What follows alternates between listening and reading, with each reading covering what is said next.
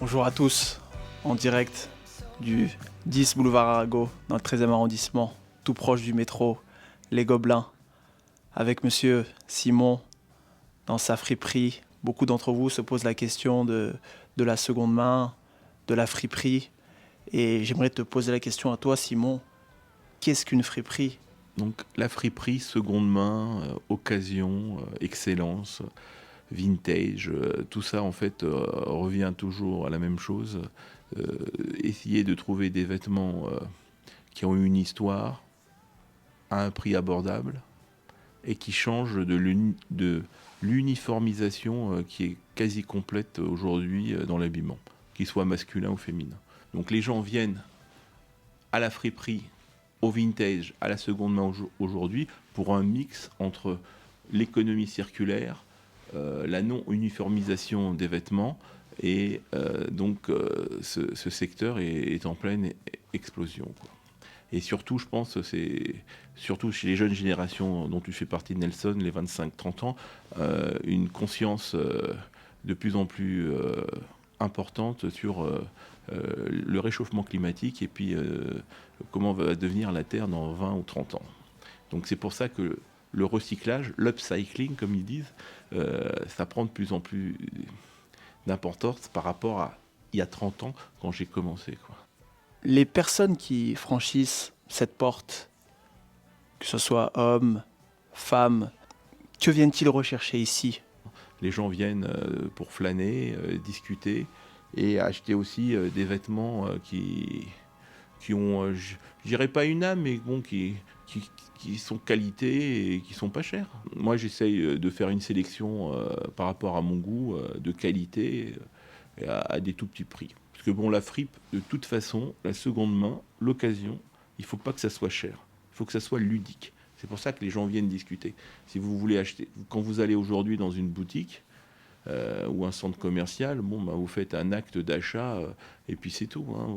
On vous propose des choses, ou vous cherchez, vous payez à la caisse et puis vous partez, hein. Il n'y a plus aucun lien social, etc., ni de conseil.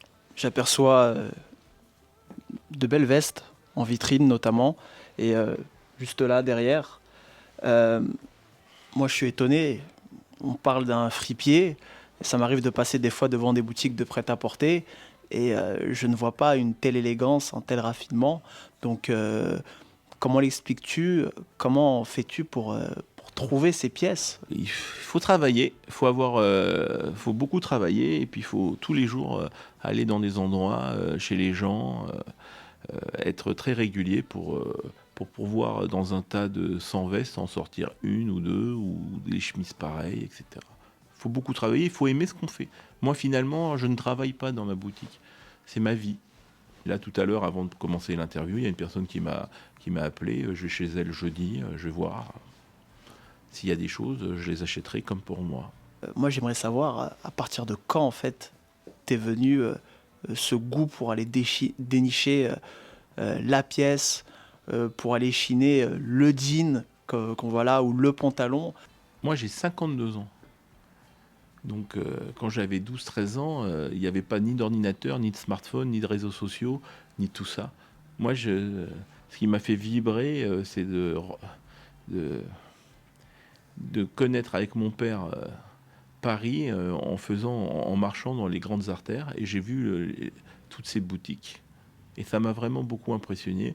La marque, pour ma génération la plus mythique, qui m'a fait le déclic, c'est les fameuses chaussures GM Weston, hein, que tout le monde pensait que c'était anglais d'ailleurs. Et ça m'a fasciné. J'ai appris tout seul, en voyant les boutiques. Bon, évidemment, tout le monde... la boutique la plus fameuse, donc c'était bon. Il y avait Weston, il y avait sur Opéra, Weston c'était sur les Champs-Élysées. Il y avait Opéra, il y avait cette fameuse boutique anglaise All England pour ce qui était anglais, et Avenue de la Grande Armée pour ce qui était américain. Comment ça s'appelle ? Hémisphère. Quel était le rapport entre les hommes et les femmes dans les années 90 ? Est-ce que le vêtement était quelque chose d'important qui pesait dans la balance pour séduire, ou alors on pouvait s'habiller vraiment de tout type de manière. On était encore dans l'ancien monde. On n'était pas dans la mondialisation. Donc il y avait encore...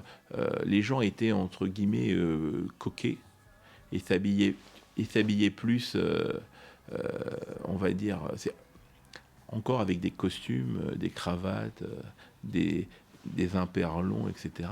Le sport chic vient juste un petit peu après, quoi. C'est l'émergence de marques comme Tod's dans les chaussures, dans des marques comme Ralph Lauren. Ralph Lauren, c'est une marque en France typiquement des années 90. C'est l'émergence de ce... C'est le début du casual et encore une grande partie de les années 90 de s'habiller dit traditionnel. On mettait encore des chaussures en cuir, on va dire, avec des semelles en cuir. C'est-à-dire, pour être chic, un homme, objet de séduction, comme on dit, il portait comment dire, des mocassins, enfin des chaussures Weston, quoi. Et des impairs Burberry, on va dire. On était encore dans le fantasme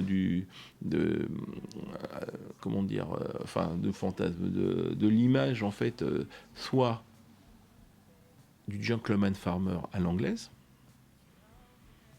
ou soit à l'italienne, quoi. Mais il y avait très très peu de rapport par rapport à des icônes de la mode, comme votre génération voit avec, comment il s'appelle, Alain Delon dans Plein Soleil. Les gens s'en tapaient complètement de tout ça.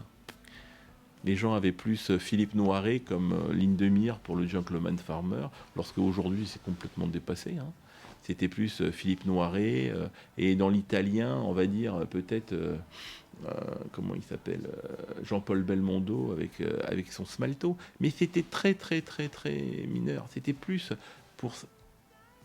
pour être à l'aise, cool, s'habiller à l'anglaise. Et après, il y a eu l'époque work qui est arrivée dans les années 90 avec Timberland, où en fait les jeunes voulaient s'habiller un peu work, casual, c'est-à-dire avec le Levi's 501 et les chaussures de bûcheron jaune. Je ne sais pas si vous avez connu ça. Et aujourd'hui, un petit conseil pour un homme qui veut commencer à s'habiller, un homme de 20, 25 ans, 30 ans, par où doit-il commencer?